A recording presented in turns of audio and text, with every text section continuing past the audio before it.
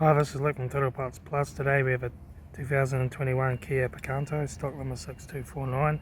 This ran from the 4th 2020 to the current shape. It has a G3LE 1.2 litre 4-cylinder petrol engine backed by a 5-speed manual transmission. This is the G3LE 1.2 litre 4-cylinder turbo petrol engine. Left front headlight, left front guard, no dents. Left front 16-inch thick alloy made good tyre. Front bonnet, no dents. Left front door mirror. Left front door, no dents. Left rear door, no dents. Left rear 16-inch thick alloy made good tyre. Left rear tail light. Rear tailgate, no dents.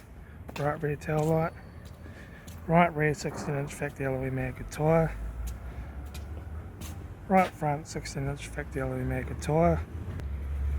Right front door card, right front master switch, centre console lid, manual gear shifter, heated AC controls, factory touch screen stereo, interior mirror, front courtesy light, left front sun visor, right front sun visor, factory 3-spoke leather steering wheel, instrument cluster,